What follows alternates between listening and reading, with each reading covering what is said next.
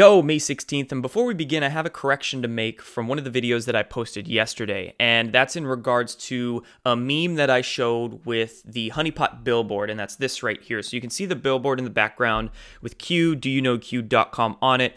We confirmed that that was a fake, although I saw this meme on Twitter, and then some information about it got passed along to me, and various people, including myself, were misinterpreting this meme, and we thought that this domain, the yig.com, was connected in some way to doyouknowq.com in the billboard, but in fact it's not. This was just a random meme somebody made, and this domain right here is not a honeypot domain. I talked to the person who runs it. They're good people just trying to do the good work to help increase the consciousness of humanity, and some people went and thought that they were a part of the honeypot, misinterpreted this meme, myself included. So correcting that here, apologies. I'm going to link that good domain down below. You can go check it out if you'd like. My mistake is your publicity, so I hope that helps.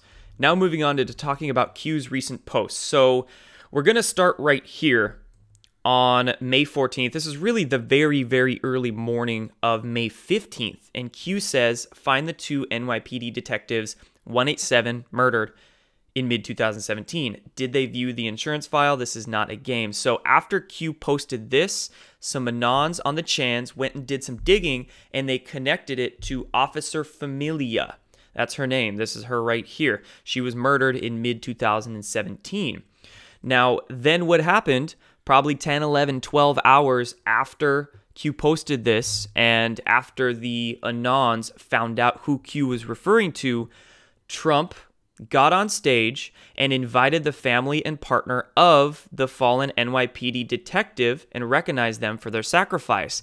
That detective was Familia.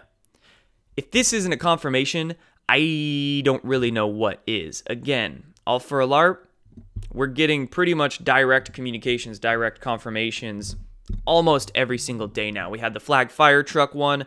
We've got this one, all to show us that this is not, in fact, a LARP. We are dealing with an absolutely legitimate, verified situation here.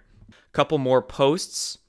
Q discussing basically they knew this day would come, evil everywhere. And then we get into some of the ones later in the day yesterday. Q saying up here, did you catch it? In regards to the speech, basically saying that, boom, right there, confirmation. Q says, do you trust the president? Does the president trust Sessions to protect the lives of our brave law enforcement? Our country, right here, would Sessions be Attorney General still if deep state? Critical thinking dismisses fictional clickbait claims. Understand that. All them haters out there, I'll call them Q flakes. I think I mentioned that in a video yesterday, the term Q flakes, and a lot of people didn't really know what I was talking about. And that's all these people out there flip-flopping on this issue, completely not looking at the bigger picture, not connecting the dots. They're triggered. They're not critical thinking, and they're flip-flopping on this issue. This post right here, Q's saying North Korea news today is fake, and I saw that and I instantly felt that. CNN right here saying Trump is all in on a North Korea summit that might not happen. Some various mainstream outlets were parroting this narrative that, oh, North Korea might back out on the issue. Oh, it's not going to happen. I was like, well, that doesn't make any sense. I didn't feel like it was true. And even if it was true, I thought, well, maybe that's just some planned disinformation for some kind of operation. But now we have a little more confirmation on that. Q saying North Korea news is just totally fake. But the Twitter news is real. And that Twitter news, let's just go to the Breitbart article. It says Twitter officially admits to shadow banning users in all but name. I wasn't really on social media quite as much yesterday as I normally am, but I did notice when I was on, Twitter was just going nuts. People were going crazy in regards to the shadow ban. They were going to different websites and typing in their Twitter handles to see if they were shadow banned. Some people checked mine and let me know that I was, but a lot of people out there were finding out they were, and this information was going around to show, hey, it's pretty obvious. Social media companies, Twitter, also Facebook. Some news came out about Facebook that I'll show here. Yes, they all absolutely shadow ban us. And this has been a practice for years, well before Trump even the elections in 2016 even took place and that whole campaign happened. I noticed this with various alternative media websites, 2014, 15, 16, various alt sites like Collective Evolution and the Waking Times and whatnot. They had their reach completely cut because of shadow banning on especially Facebook, Twitter, large corporate social media outlets themselves. And now, of course, it's just getting kicked up into high gear. It's getting obvious. Now, many more people are following into, you could say, quote, conspiracy theorist realms or just truth-seeking realms. So they're being shadow banned. And that news in regards to Facebook is right here. Facebook's saying it deleted almost 1 billion posts. I was pretty surprised when I saw this number, 1 billion, 865 million posts, mostly spam. I'm sure a lot of it was spam, but of course, I was a victim of it. Many others out there were a victim of it, of Facebook just straight deleting their posts for the very vague reason of going against community guidelines or whatever the case is. But Facebook right here also saying it removed almost 500 million fake accounts in the same period. Of the accounts that remain, the company said 3 to 4% were fake. And then, of course, they were saying, yeah, we're just trying to cut down on spam. And then they subtly slide in, and hate speech. And we're trying to combat hate speech. But of course, it's vague, almost as vague as community guidelines, almost as vague as, oh, we're doing it for national security interests. Very vague reasons for them to foment their agenda. And what is that agenda? Free speech manipulation, as Q says right here. The visibility, as I was just talking about, and the reach of these platforms. Facebook account deletion. Is it really 100% fake? Is it really? Haha. Checks and balances, none. Internet Bill of Rights. Hashtag that again. Spread that around. Politicians bought and paid for. Start a storm. And then the very last post Q has is, I don't think meant for us. I think this is in regards to a conversation between Nancy Pelosi, NP, and Jack Dorsey, that we have the timestamps on a particular conversation. I think right here we have 5-2, meaning they met on May 2nd. And then here is a small excerpt of it. Firefox kind of still loading here. Here's a small excerpt of it. And I think this is just a message to those watching the boards who are the bad actors, that the Q group, the white hats, military intelligence, patriots, doing the dirty work, doing the needed work, if you will, behind the scenes. They have it all. Subtle message right there. Not even subtle, actually. Message right there. Straight to the people that are shadow banning, that are manipulating, trying to manipulate us. But it's not going to work. Now into the last couple things that I want to mention in this one. I'll be doing another one a little later today. Right here, John Brennan I saw rolling around the news.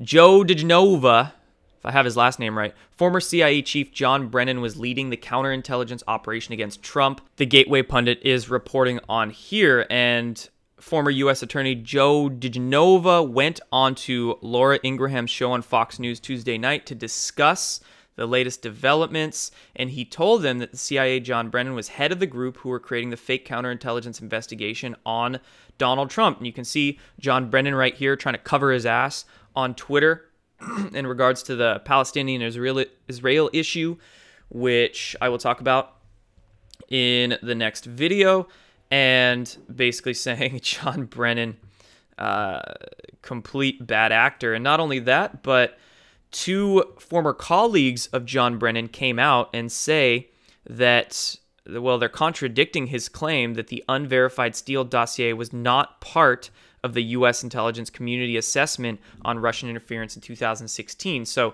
two of John Brennan's former colleagues coming out basically saying he lied.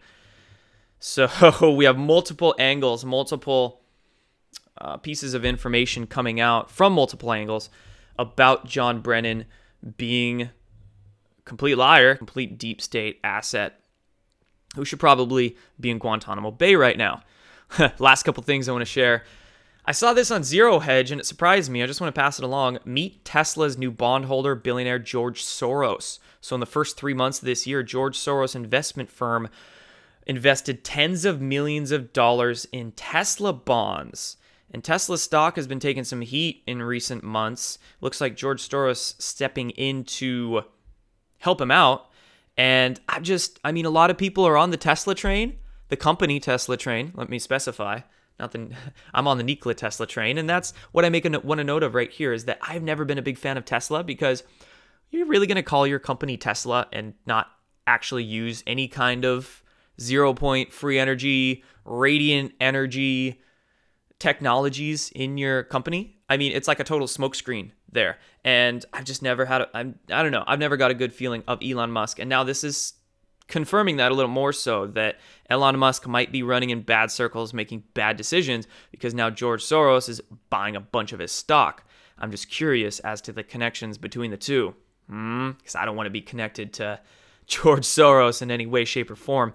And last thing I want to mention is this. So I've made a note of this in recent weeks because I'm seeing it continuously bubble up in the mainstream media propaganda sources, and that is a new deadly pandemic.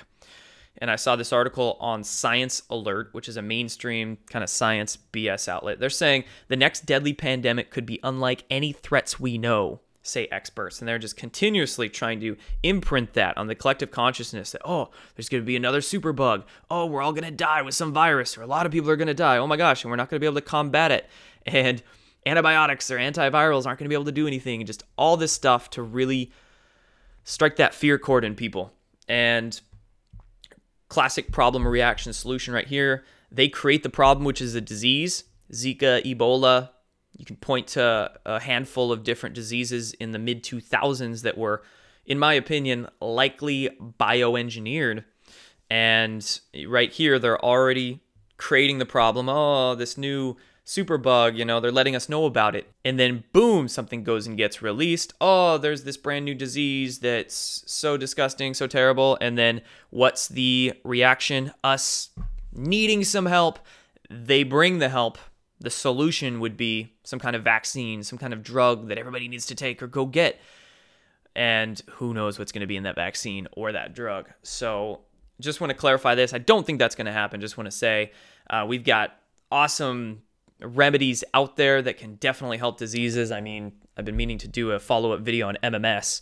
I will do that very soon.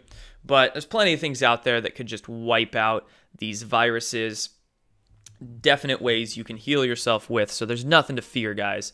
Again, when you increase your consciousness, when you begin to become aware of different remedies, how to heal yourself, what's really going on, that's what makes the fear go away. So just understand that. Nothing to fear. And the more we call it out, too, the less likely it's going to happen, because you can just see the psychological operations take place in the media, and you can just guess, like, oh, man, that's probably coming soon. I already know. Classic. But anyway, that's what I want to share in this one, guys. Thank you for watching. I'll be back later today. Have a beautiful Wednesday. Take care.